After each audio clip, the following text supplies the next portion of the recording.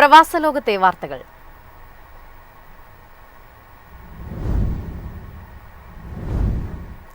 അന്താരാഷ്ട്ര നിക്ഷേപകരെ ആകർഷിക്കാൻ ഖത്തർ. വിദേശ നിക്ഷേപകർ രാജ്യത്ത് ഭൂമി വാങ്ങിയാൽ ദിവസങ്ങൾക്കുള്ളിൽ പ്രോപ്പർട്ടി ഉടമസ്ഥാവകാശ രേഖ, റെസിഡൻസി വിസ എന്നിവ ലഭിക്കും.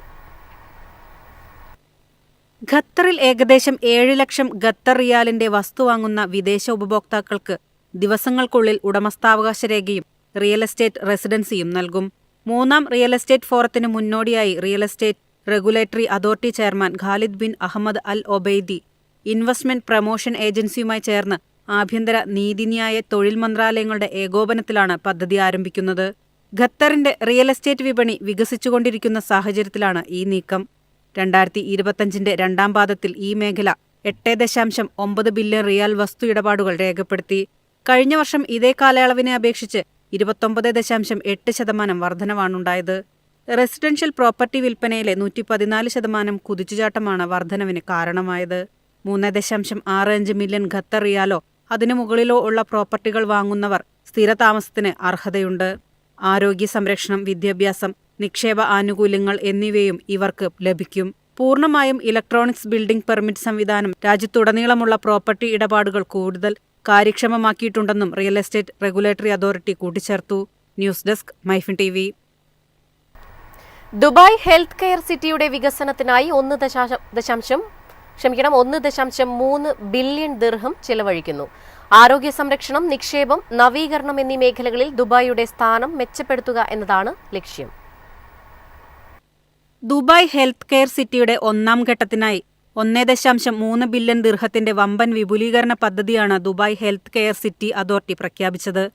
ഈ വർഷം ഡിസംബറിൽ ദുബായ് ഹെൽത്ത് കെയർ സിറ്റിയുടെ നിർമ്മാണ പ്രവർത്തനങ്ങൾ ആരംഭിച്ച് 2027 നവംബറിൽ അവസാനിക്കും.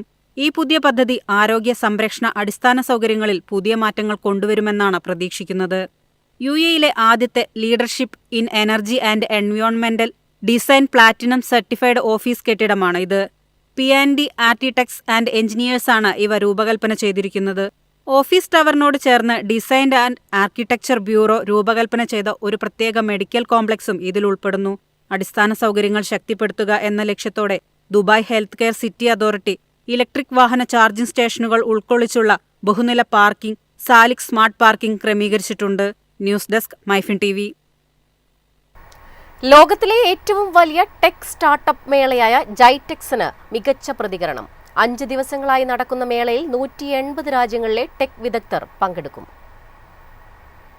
സാങ്കേതിക വളർച്ചയുടെ പുത്തൻ കാഴ്ചകളുമായി ദുബായ് വേൾഡ് ട്രേഡ് സെന്ററിൽ തുടക്കമിട്ട ജൈറ്റെക്സ് മികച്ച പ്രതികരണവുമായി മുന്നേറുന്നു.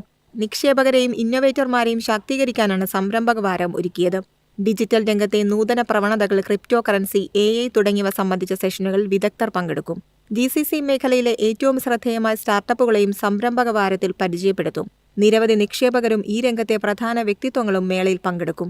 വിസ നിയമ ലംഘകരെ പിടിക്കുന്ന കാറും AI സാങ്കേതിക വിദ്യയുടെ ആസ്ഥാനമാകാനൊരുങ്ങുന്ന അബുദാബിയുടെ വിസ്മയ കാഴ്ചകളും പറക്കും ടാക്സിയും ചേർന്ന സാങ്കേതിക തികവിന്റെ പുതിയ ലോകമാണ് ജൈറ്റെക്സ് സന്ദർശകർക്കായി ഒരുക്കിയിരിക്കുന്നത്. 180 രാജ്യങ്ങളിൽ നിന്നായി സാങ്കേതിക രംഗത്തെ 6500 സ്ഥാപനങ്ങൾ ജൈറ്റെക്സിലെത്തിയിട്ടുണ്ട്. കേരളത്തിൽ നിന്നടക്കമുള്ള സ്റ്റാർട്ടപ്പുകൾ പങ്കെടുക്കുന്ന മേള ഈ മാസം 17-ന് അവസാനിക്കും. ടിക്കറ്റുള്ളവർക്ക് മാത്രമാണ് മേളയിൽ പ്രവേശനമുള്ളത്. 2 ലക്ഷം സന്ദർശകർ പങ്കെടുക്കുമെന്നാണ് പ്രതീക്ഷിക്കുന്നത്. News desk, MyFin TV.